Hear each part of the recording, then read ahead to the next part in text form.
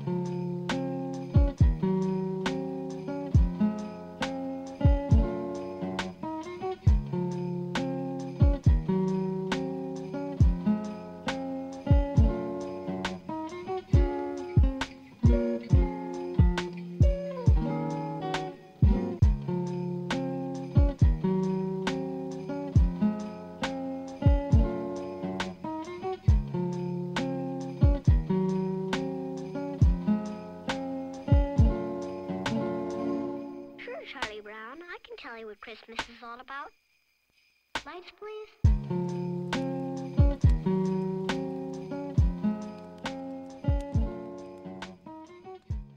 Première partie de voiture de la journée faite. On est allé amener Johan, on est revenu.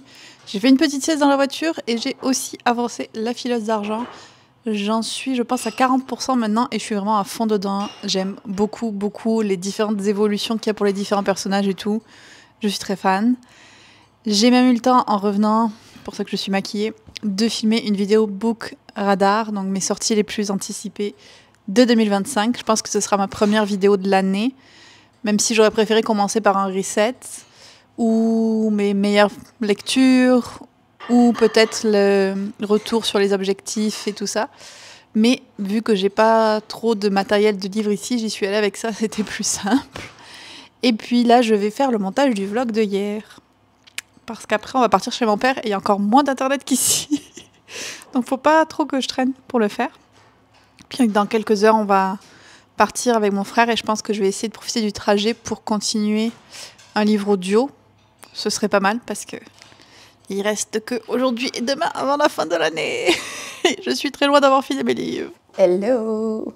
Je triche un peu, je vous retrouve le 31 au matin, mais vu que c'est le dernier Vlogmas, c'est pas très grave. Puis j'avais plusieurs choses dont je voulais discuter avec vous et je me suis dit que ce serait plus sympa à poser à côté du feu, là, comme ça. Hier, après la dernière fois que je vous ai parlé, je sais plus exactement quand c'était, mais j'ai fait du montage en après-midi pour l'autre Vlogmas. Puis ça a été l'heure de partir. Et en voiture, je comptais lire, mais au final, on a discuté avec mon frère. Puis après, surprise, surprise, je me suis endormie, comme à chaque fois, comme le bébé. Je m'endors en voiture. Et puis une fois qu'on est arrivé, ça faisait 1 an que j'avais pas vu mon père. Donc forcément, on a discuté, puis on a échangé des cadeaux. D'ailleurs, j'ai reçu ce livre-là, Les Graciers de Kieran Millwood Hargrave. Donc c'est sûr que mon père m'offre des livres, pas par rapport à ce que je lis, mais par rapport à des thématiques qu'il pense qui vont me plaire. Et là, il avait cherché un livre qui se passait en Scandinavie, vu qu'on y allait, et plus orienté légende ou quoi. Et de ce que j'ai compris, ça se passe au XVIIe siècle et il y a eu un village où il y a eu une grosse tempête et tous les hommes sont morts noyés, tous les hommes qui étaient pêcheurs. Donc du coup, c'est les femmes qui ont pris la relève un petit peu et qui sont obligées de tout faire. Et donc de façon un peu indépendante, ça m'a fait penser aux femmes pendant la Première Guerre mondiale, qui devaient faire tous les jobs. Et 3 ans plus tard, il y a un prêtre, ou en tout cas un homme qui débarque d'Écosse où il brûlait des sorcières et il débarque dans ce village où les femmes font ce qu'elles veulent et il est comme horrifié. Et à ses côtés, il y a sa femme qui est assez... c'est écrit enivrée ou énivrée, je suis pas sûre. Et terrifiée par l'autorité de son mari, sa femme. Donc la pauvre, elle doit pas avoir la vie facile, mais elle découvre quand elle arrive dans ce village que les femmes peuvent faire ce qu'elles veulent en vrai. Donc il va y avoir un petit peu cette bataille entre cet homme qui, lui, va essayer, j'imagine, de faire rentrer le lieu dans le droit chemin, avec des gros guillemets, et puis ces femmes qui, elles, ont bien l'habitude de se débrouiller toutes seules. Une thématique vraiment intéressante, pas forcément un livre que j'aurais lu de moi-même, mais on va voir, écoutez, on va voir. J'espère que ce sera pas trop sombre, parce que les mots qui sont utilisés quand même dans le premier chapitre que j'ai lu, c'était assez difficile, c'était un espèce de prélude, et ça décrit vraiment la mort d'une baleine, et c'était un peu dégueulasse. Donc j'espère que le reste du livre, ça va aller mieux. On verra. Mais ce n'est pas un des 2 livres que je veux terminer avant la fin de l'année. Donc oui, après les cadeaux, hier, je suis allée lire un petit peu et j'ai fini Under the Mistletoe, parce que là, il reste vraiment pas beaucoup de temps. Et je pense que même si je lisais non-stop, j'arriverais pas à finir les livres qui me restent, mais je vais tout faire pour. Donc hier, j'ai fini Under the Mistletoe, qui était l'anthologie de romance. Je n'étais pas toutes full aimée, notamment celle de Tessa Bailey, je l'ai trouvée too much. Puis c'est juste qu'en fait, Tessa Bailey, les kinks qu'elle utilise dans ses romances, ce n'est pas qu'ils me plaisent. Alors ils plaisent à d'autres personnes, c'est pour ça qu'elle fonctionne, mais moi, tous les trucs de daddy et tout ça, là, ça marche pas. Donc je l'ai pas trop aimé à cause de ça. La dernière, je l'ai écoutée, mais alors, j'ai trouvé vraiment très inintéressante aussi. Les scènes spicy, pas forcément bien écrites, non plus. Celle que j'ai préférée, c'est celle de Olivia Dade. Forcément, j'adore cette autrice, je sais qu'il y a beaucoup de gens qui l'ont pas aimée.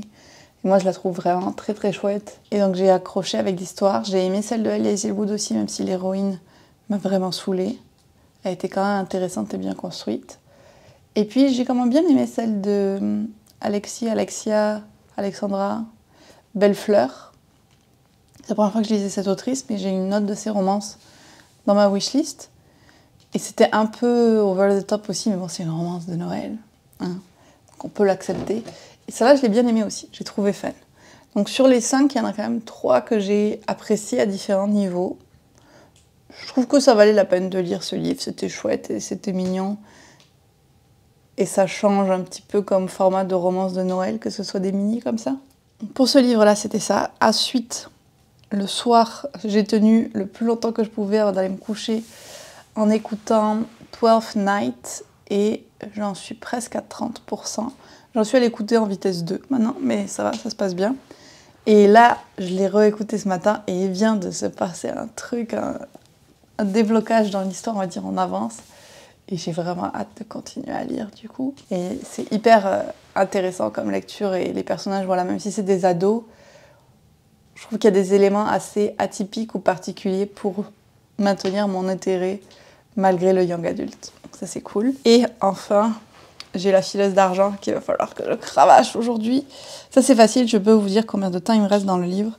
C'est là qu'on va se rendre compte que j'arriverai jamais à finir, à mon avis. J'en suis à 38%. Il me reste 5 heures dans le livre. Donc il me reste 5h18 dans ce livre et je pense qu'il me reste 5 heures en x2 sur 12th Night. Ça fait 10 heures, on va dire 11 heures pour être sûr. Il est 9h15. Si je fais vraiment que ça aujourd'hui, je pourrais peut-être lire 10 heures. Est-ce que c'est possible ? On va essayer. Mais là, il faut que je m'y remette de suite. Ce qui n'est pas le cas, parce que je veux faire un petit truc avec vous avant de finir. C'est regarder les gagnants de Goodreads, parce que je me suis rendu compte que je ne l'avais pas fait. On va pouvoir regarder ça ensemble. Je me suis retenue de le faire pour le filmer avec vous. Et il faut que je vous raconte aussi les aventures de Johan dans l'avion. Et après, donc déjà, il y a eu tout le côté... Il y avait la police française quand il est parti. Alors que l'avion avait roulé et qu'il allait décoller, il y a 2 personnes différentes qui se sont levées, donc ils se sont fait engueuler par les hôtesses, parce que bien sûr, tu te lèves pas à ce moment-là. Et à l'arrivée, il y a tous les corps de police canadienne qui ont débarqué. Apparemment, ça avait un rapport avec un des deux gars qui s'est levé. Et ils avaient un chien qui a senti tous les bagages. Donc ils m'envoyaient des updates de ça au fur et à mesure. Et je suis comme, mais qu'est-ce qui se passe? Et du coup, on n'a pas la réponse. On ne sait pas, est-ce que ce gars était escorté par la police, mais dans ce cas, il y en aurait eu un avec lui dans l'avion? Ou est-ce qu'ils avaient des suspicions qu'il y ait quelqu'un qui transporte de la drogue ou quelque chose? On ne sait pas. J'aimerais savoir. Mais c'est étrange que ce soit relié à ce même gars qui avait essayé de se lever à un moment. Très étrange. Puis si ça avait été juste à l'arrivée, je me serais dit, bah, c'est peut-être parce que c'est ça, il essayait de se lever, il avait un comportement étrange. Mais s'ils étaient là au départ aussi, que de mystère. Il se passe toujours des choses avec Air Canada. Et c'est pas tout, parce que Johan arrive chez nous, et ben là, il m'a filmé une vidéo, donc je vous partagerai ça. Freya était vraiment complètement perturbée. Qui c'est qui est rentré, Freya? Qui c'est qui est rentré? Freya. Freya. Bébé. Qu'est-ce qu'il y a? Et il s'est rendu compte qu'en fait, Nessa s'était enfermée dans la salle de bain. La porte complètement barrée. Donc elle était coincée, elle n'arrivait pas à ressortir. Alors heureusement, on a un ami qui venait les nourrir tous les 2 jours, donc elle n'est pas restée enfermée longtemps, moins de 24 heures, genre max. Mais ça lui a laissé le temps de faire des dégâts dans la salle de bain, de faire caca sur le tapis, et peut-être de faire pipi quelque part que Johan n'a pas réussi à trouver. Donc ça devait sentir bon. Et moi, j'avais peur parce que je me dis sans eau, surtout, vous savez, les chats, là. Donc ça m'inquiète un petit peu, mais elle va bien. Puis c'est ça, c'était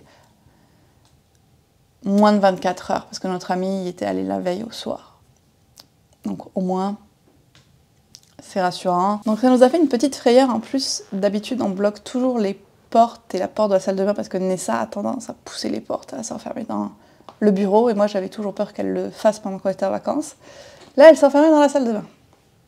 Voilà, on l'avait pas l'air traumatisée du tout. C'était plus sa sœur qui avait l'air inquiète. Mais quand même. Bon, revenons à Goodreads. Je pensais que c'était une bonne idée de me mettre là dos au feu et tout, c'est très esthétique, hein, mais je suis en train de me brûler le dos, c'est super chaud. Alors, les gagnants de cette année. Internet marche beaucoup mieux chez mon père, donc je pense que je vais pouvoir faire un reading sprint cette semaine. Je sais que j'avais dit que ce serait ma semaine off, je sais. Et je vais pas filmer, je vais juste faire ce reading sprint là. Si on n'a pas autre chose de prévu au final qui sort. Anyway, alors la fiction The Wedding People. Et tu peux pas voir le résumé si tu passes dessus. C'est nul ça. Ok, bon, ben, je pensais pouvoir revoir le résumé, voir s'il m'intéressait, mais on peut pas. Celui-là, je connais pas du tout, du coup. Fiction historique The Woman. Non plus. Et The God of the Woods, j'en ai entendu parler pour Mystery and Thriller, sans l'avoir lu. Romance. C'est Emily Henry, ça, je suis contente. Parce que j'avais beaucoup hésité avec Bride avant de voter. Un que j'ai lu. On a House of Flame and Shadows en romantasy. Est-ce que c'est une surprise? Absolument pas. Puis, Somewhere Beyond the Sea en fantasy. Celui-là, j'étais moins sûre qu'il puisse gagner. Mais vu qu'il est dans ma liste de ceux que je veux absolument lire, et je l'ai acheté d'ailleurs, c'est sûr que je vais le lire. The Ministry of Time, je l'ai aussi. Merci Sonia qui me l'avait offert. Je veux le lire. Stephen King en horreur, je pense que c'est à peu près toujours lui qui gagne s'il a sorti un livre, quoi, franchement. Debut novel. Hope to End the Love Story. Bon, lui, c'est sûr que je reprendrai pas. Je l'ai abandonné au bout d'un chapitre. En livre audio, Funny Story. Honnêtement, je pense que si je l'avais lu en audio, j'aurais voté pour lui aussi parce que les audios de Emily Henry sont vraiment chouettes à chaque fois. Young Adult Fantasy, c'est Ruthless Vows de Rebecca Yarros, donc la suite de Divine Rivals, Divine Rivalité. J'ai pas prévu de le lire non plus puisque j'avais bien aimé Divine Rivals, mais pas au point de vouloir continuer la série. Young Adult Fiction, c'est intéressant, et je trouve que ça dit quelque chose quand même, que ce soit Heartstopper qui ait gagné, sachant que cette année, il n'y avait pas de catégorie graphique. J'espère vraiment qu'ils vont le remettre l'an prochain, honnêtement. Non-fiction, c'est The Anxious Generation, que je voulais lire. C'est très chouette. Et en mémoire, The Third Gilmore Girl, pas surprenant, Gilmore Girl, je sais plus parler. The Third Gilmore Girl. Pas surprenant vu la popularité de la série. Et j'avoue que je suis un peu curieuse de lire ça. On va le mettre dans mes Want to Read. Le dernier, Histoire et biographie, The Bookshop, A History of the American Bookstore. C'est un livre sur les livres. Donc s'il y avait un truc biographie historique qui gagnait, je suis contente que ce soit celui-là parce qu'à la limite, c'est probablement celui qui m'intéresse le plus. Je suis quand même contente de la sélection non-fiction. Là, je considère que les 3 derniers, c'est tous de la non-fiction et qu'ils pourraient vraiment les regrouper, voilà, pour laisser la place au graphique. Donc si on regarde au total, j'en ai lu 4 en comptant le livre audio, je sais pas trop quoi faire avec ça, 4 sur 15 catégories. Ça fait pas beaucoup. Alors je vous aurais bien proposé une vidéo où je lisais tous ceux que j'avais pas lus, et je suis un peu tentée de le faire, mais c'est qu'il y en a vraiment beaucoup que je connais pas du tout et qui m'intéressent donc pas particulièrement, et j'ai pas non plus envie de lire le Stephen King. Donc je vais réfléchir. Je vous avais proposé, je pense, peut-être de lire les nominés en fantasy, science-fiction ou romance ou quelque chose comme ça, mais je sais plus si je peux les retrouver en fait. Ouais, je pourrais les retrouver en regardant mon ancienne vidéo. C'est une possibilité. Donc je sais pas, dites-moi qu'est-ce que vous préféreriez. Je sais qu'à chaque fois je vous demande quel type de vidéo Goodreads vous aimeriez que je fasse et que je la fais pas. Je vais refaire pareil cette année. Je vais voir si je peux la faire. C'est juste que j'ai tellement de projets vidéo et de livres dans ma pile à lire déjà que c'est dur. Puis là je veux faire mes vidéos sur vos meilleures, pires lectures. D'ailleurs, n'oubliez pas d'aller remplir le questionnaire sur vos 10 meilleures lectures de l'année pour encore une autre vidéo. Trop d'envie, pas assez de temps. C'est ça l'affaire. Donc je sais pas. Ça pourrait être une vidéo sur, je lis les nominés de science-fiction, de fantasy, de romance, ou maintenant qu'ils sont sortis, je lis les gagnants. Et peut-être que je lirai même un Stephen King s'il faut pour cette vidéo. Dites-moi ça. Et je suis désolée d'avance, mais ça va faire répétition parce que du coup, je vous ai déjà demandé vos 10 meilleures lectures. Mais je vais faire un post où je demande la meilleure et la pire lecture de 2024. Sûrement début janvier pour tout le monde, même les membres gratuits. Donc ça fera un peu répétition. Il faudra que j'aille pas voir les résultats avant d'avoir filmé ma vidéo sur les votes parce que je dois deviner votre meilleur. C'est compliqué. Je m'excuse. C'est clair dans ma tête. Tout ce que je voulais dire, c'est que vous risquez d'avoir 2 questionnaires à remplir et je suis désolée pour ça. Et on en arrive à la fin des Vlogmas Extra. C'est toujours bizarre de faire le dernier parce que j'ai l'impression que j'oublie des choses que je voulais vous dire, mais dans l'absolu, c'est pas grave. J'espère que ça vous aura plu, en tout cas, cette petite surprise de fin d'année. Je prévois d'autres surprises pour 2025, à voir si j'arriverai à les concrétiser, mais je pense qu'on va avoir une année très fun. Et si mes projets personnels se réalisent, très intéressante, très particulière. J'en dis pas plus pour le moment, mais vous serez les premiers avisés, bien évidemment. On m'a demandé en question, est-ce que c'était Sam peut-être, comment est-ce qu'on allait fêter le nouvel an? On le fête pas vraiment quand on est avec mon père, honnêtement. Ça va vraiment être juste que mon frère va faire un repas, on va dire, au-dessus de l'ordinaire. Genre hier, on a mangé des crevettes et là, il a gardé les restes pour faire de la bisque maison, pour faire une sauce, pour faire des pâtes maison aussi avec cette sauce et des Saint-Jacques. Mon frère aime beaucoup cuisiner et il aime faire les choses complexes. Donc on va avoir un bon repas ce soir et on va essayer de rester réveillé jusqu'à minuit pour se souhaiter la bonne année. Et c'est à peu près tout. Je pense que je l'avais déjà dit, mais mon père n'est pas très ni anniversaire, ni Noël, ni Nouvel An, ni tout ça. Donc c'est sûr que quand on est avec lui, on ne fait pas de grosses célébrations. Et la seule célébration qui se passe, c'est plus au niveau culinaire, on va dire. Donc voilà, je vais probablement être en pyjama et ça va être ça qui va se passer. Juste le repas et essayer de rester réveillé jusqu'à minuit. Ce qui pour moi est obligatoire parce qu'il faut que je lise. Absolument. Là, il me reste quand même, vu qu'il est 9h30 maintenant, 24 moins 9h30, je vais y arriver. 14h30, potentiel de lecture, et j'en ai besoin de 10. Donc même si je mange et je socialise un peu. J'y crois. On va y arriver.